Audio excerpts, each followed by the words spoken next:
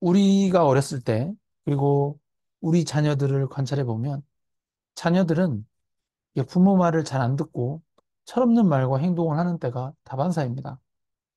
아직 어려서 말을 안 듣는 것은 이게 당연할 수밖에 없습니다.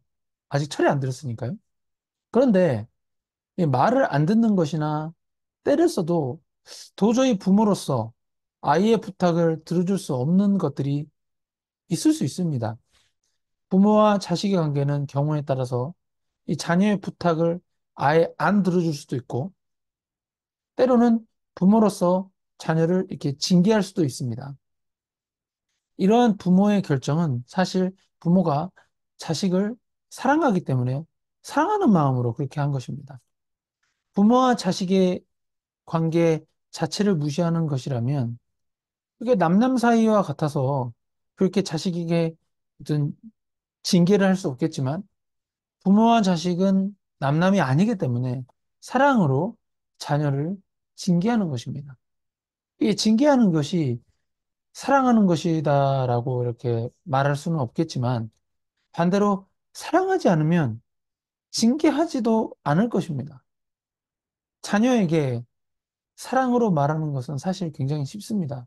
근데 반대로 자녀가 잘못했을 때 사람다운 사람으로 성장시키기 위해서 사랑하지만 부모의 사랑으로 징계하는 것은 굉장히 어렵고 힘든 부모의 역할인 것입니다. 왜냐하면 자녀가 막 기분 나빠하니까요. 저도 그 마음이 좀 아프죠. 근데 이 이러한 하나님의 사랑 그리고 이웃 사랑은 성경의 본질입니다. 하나님의 사랑과 이웃 사랑을 본질로 생각하지 않고 어떤 우리의 신앙생활에서 하나님에 대한 어떤 맹목적인 어떤 충성심에 근거해서 반드시 이웃까지 사랑해야 한다라는 신앙 행동, 종교적인 행동으로 이렇게 나타내야 된다라는 어떤 이런 피상적인 개념으로 여겨서는 안 된다라는 것입니다. 하나님의 인간 창조에 있어서 하나님과 인간의 관계뿐만 아니라 인간 상호 간의 관계에서도 하나님의 창조 질서 안에서 인간들은 서로 화목하도록 되어 있다는 것입니다. 다시 말해, 인간관계도 복되도록 이렇게 되어 있었던 것입니다. 그런데 왜 인간관계도 틀어져 버렸을까요? 그것은 인간이 죄를 짓고 저주를 받았기 때문에 인간관계도 서로 믿을 수 없는 관계로 틀어져 버린 것입니다. 그리고 죄로 인하여 모든 자연 피조물들도 인간들을 향하여 적대감이 있습니다. 해함이 있고 상함이 있습니다. 그리고 사람이 사람에 대하여 서로 나쁜 영향을 주거나 나쁜 행동을 합니다. 신앙에서 가장 근본적인 변화나 이해가 무엇일까요? 그것은 바로 화평케 하는 것입니다. 진정한 그리스도인으로 근본적으로 변화가 되면 다른 사람과 높고 낮음의 문제로 다투지 않고 자기 자랑이나 자기가 얻고 싶은 것 때문에 상대방과 싸우지 않고 경우에 따라서는 이웃에 대하여 어떤 이웃을 위하여 자기가 손해를 보는 것입니다. 모든 불평과 고통에 대한 책임을 이웃에 넘기지 않고 자기 자신의 문제로 간주하여 이웃과 싸우지 않는 것이 바로 기독교 신앙인 것입니다. 우리가 신앙생활을 하다 보면 하나님을 누가 더 사랑하는지 어떤 경쟁 심리를 갖거나 하나님 사랑에 대해 어떤 인간적인 열심이 있고 누가 더 쓸모 있는 그리스도인인가 등과 같은 어떤 판단에 빠질 수가 있습니다. 제가 이렇게 신앙이 어렸을 때 20대 때 그랬거든요. 근데 그러한 인간적 경쟁심으로 신앙생활을 하다 보면 한 교회 안에서 성도들끼리 서로 배타지 여기며 상대방을 정죄하는 지경까지 어떤 이렇게 종교적인 열심을 내면서 자기 신앙이 제일 옳다라고 착각하며 자기 신앙이 제일 좋다라고 착각하면서 종교적인 열심을 내게 될 수 있습니다. 그래서 신앙 안에서 어떤 경쟁 심리가 생긴다면 얼른 그러한 인간적인 경쟁 심리를 걷어내야 합니다. 예, 제거해야 합니다. 그래서 여러분의 신앙을 스스로 확인하셔야 하고 하나님이 여러분을 하나님의 형상대로 창조하신 의도와 계획과 복주심 속에 있다는 것을 확인해서 여러분의 삶 가운데 어떤 상황과 문제를 맞이하더라도 그러한 환경과 문제에 대해서 긍정적으로 감사하는 생각을 해야 하는 것입니다. 나에게 닥친 어떤 상황과 문제가 나를 해치지 못한다라고 하나님 앞에서 선포해야 하는 것입니다. 나로 하여금 손해를 입지 못하게 한다라고 선포해야 합니다. 지금 우리가 현실의 삶 가운데 왜 이런 고통이 있어야 하는지 인간적으로 이해할 수 없는 이 모든 문제들이 여러분을 시험하려고 오는 것들이 아니고 이 모든 것들이 여러분을 위하여 여러분의 유익을 위하여 존재하는 것임을 믿으셔야 합니다. 왜요? 하나님이 우리 아버지이시기 때문입니다. 하나님이 아들을 주신 사랑의 하나님이시기 때문입니다. 우리가 지난번에 얘기했죠. 예, 너희가 악할지라도 좋은 것을 자식에게 줄 줄 알거든. 하물며 너희 하늘 아버지께서 구하는 자에게 좋은 것으로 주시지 않겠느냐? 오늘 있다가 내일 아궁이에 던져지는 들풀도 하나님이 이렇게 이쁘시거든. 하물며 너희일까 보냐? 믿음이 작은 자들아. 바로 이 대목입니다. 우리는 근본적이고 이 엄청난 하나님에 대한 사랑을 이해해야 합니다만 하나님에 대한 우리의 이해가 지극히 편협하고 굉장히 잘못되어 있어가지고 하나님께 사랑을 잊고 구원함을 얻는다는 대목마저도 어떤 몇 가지 단편적인 내용들로 제한되었다라는 것을 알아야 합니다. 그런데 이 문제는 요한일서 4장에서도 사도 요한이 잘 설명하고 있습니다. 사랑하는 자들아, 우리가 서로 사랑하자. 사랑은 하나님께 속한 것이니 사랑하는 자마다 하나님으로부터 나서 하나님을 알고 사랑하지 아니하는 자는 하나님을 알지 못하느니 이는 하나님은 사랑이심이라. 아멘. 이제 하나님이 사랑이신 이유를 아시겠죠? 사랑을 좋아하시고 사랑을 행하시기 이전에 성삼위 하나님의 연합과 긴밀한 일체가 이 사랑으로 되어 있는 것이라고 앞에서 말씀드렸습니다. 하나님의 본질 자체가 사랑이시다라고 할 수 있는 것입니다. 네, 성삼위 하나님의 존재가 사랑 그 자체인 것이 가장 중요한 하나님의 속성이고 하나님의 본질로 되어 있는 것입니다. 하나님은 사랑을 하시고 사랑을 가지고 계시고 사랑의 방법이십니다. 사랑은 하나님의 목적이십니다.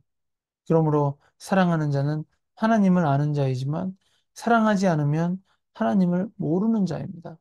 우리의 신앙 행위에서도 마찬가지입니다.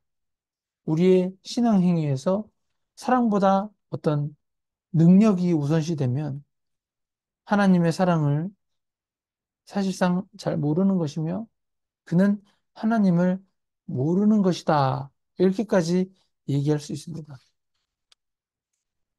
요한일서 4장 9절에서 11절 다 같이 읽겠습니다. 하나님의 사랑이 우리에게 이렇게 나타난 바 되었으니 하나님이 자기의 독생자를 세상에 보내심은 그로 말미암아 우리를 살리려 하심이라.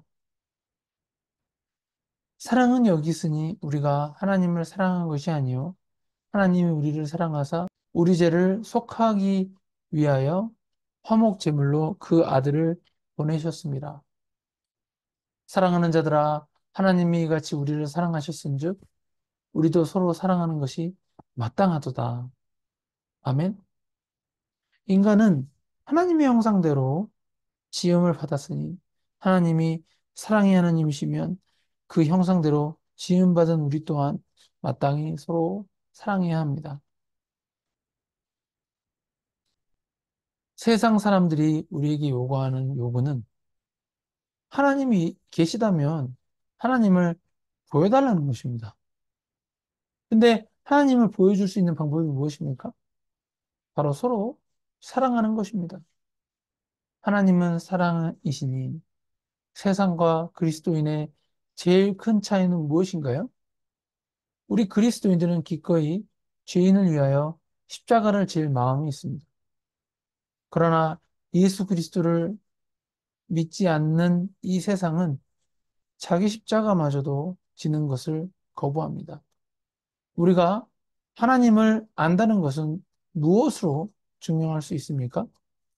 우리는 더 이상 자기를 위해 살지 않습니다. 네, 사랑이란 그런 것입니다. 사랑은 상대방을 위하여 사는 것입니다. 이웃을 위해 사랑하며 사는 것이 그리스도인의 영광입니다. 재산을 끌어모으고 상대방을 죽이고 경쟁에서 이겨 뺏고 빼앗아 재산을 증식하는 것이 전부가 아니라는 것입니다. 여러분 스스로를 돌아보십시오. 신앙이라는 명목하에 세상적인 것들을 더 가지고 세상 지위가 더 높아져야 한다라는 어떤 잘못된 생각을 가질 수 있습니다. 그러나 그리스도인인 우리의 속성과 성품은 예수 그리스도를 믿지 않는 사람들과는 다릅니다. 요한일서 4장 20절.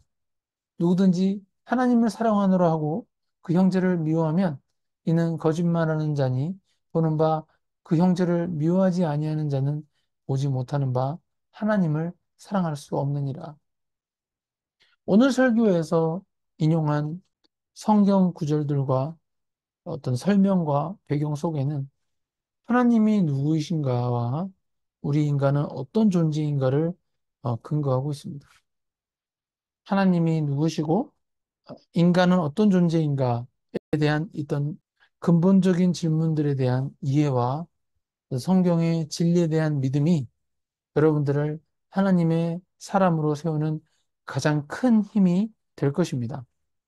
천국에서 상을 받는다, 세상에서 복을 받는다 같은 어떤 결실을 생각하기 이전에 하나님이 인간을 어떻게 창조하셨는지, 그리고 하나님께서 복 주신 인간이란 존재의 영광과 자랑을 확인하고 우리의 삶 속에서 그 하나님을 누리게 된다면 성경과 다른 어떤 세상적인 방식으로는 우리가 이 세상을 살 수가 없는 것이죠. 여러분이 아는 하나님이 여러분의 감사요, 찬송이요, 힘이요, 자랑이요, 우리의 모든 것 되시기를 예수 그리스도의 이름으로 축원합니다. 네, 기도하시겠습니다. 하나님 아버지, 은혜에 감사합니다. 하나님은 우리 아버지이십니다. 우리는 하나님의 형상으로 만들어진 하나님의 자녀입니다. 하나님의 형상으로 지어진 우리가 하나님을 닮아야 하는 것은 당연한 것입니다. 하나님께서 우리를 사랑하신 것 같이 우리도 하나님을 먼저 사랑하고 이웃에게 사랑을 베풀고 사랑이 우리의 속성이며 복이며 특권이며 자랑이 되는 인생을 살게 하여 주시옵소서. 믿음으로 우리 안에 그리스도의 사랑을 사용하게 하여 주시옵소서. 예수님의 이름으로 기도드립니다. 아멘. 네, 광고하겠습니다. 용인승리교회 방문하심을 주님의 이름으로 환영합니다. 용인승리교회는 대한예수교 장로회 대신총회에 소속된 개혁주의 전통을 계승하는 장로교회로서 다시 오실 예수님을 언제든지 맞이할 준비가 된 세상에서 승리하는 성도들을 길러내야 한다는 시대적 사명을 감당하는 교회입니다. 주일 예배 시간은 주일 오후 12시고요. 줌으로도 참석 가능하십니다. 그래서 온라인으로 참석하고자 하시는 분들은 줌 미팅 넘버 814-0389-3515로 이렇게 접속하셔가지고 비밀번호 1234를 누르시면 들어오실 수가 있습니다. 주일 예배 현장 참석을 원하시는 분은 servant.se종@gmail.com으로 연락 주시기 바랍니다. 네, 감사합니다. 주기도문으로 예배 마치겠습니다. 하늘에 계신 우리 아버지여, 이름이 거룩히 여김을 받으시오며, 나라가 임하옵시며, 뜻이 하늘에서 이루어진 것 같이 땅에서도 이루어지이다. 오늘 우리에게 일용할 양식을 주시옵고, 우리가 우리에게 죄 지은 자를 사하여 준 것 같이 우리 죄를 사하여 주옵시고, 우리를 시험에 들게 하지 마시옵고, 다만 악에서 구하옵소서. 나라와 권세와 영광이 아버지께 영원히 있사옵나이다. 아멘.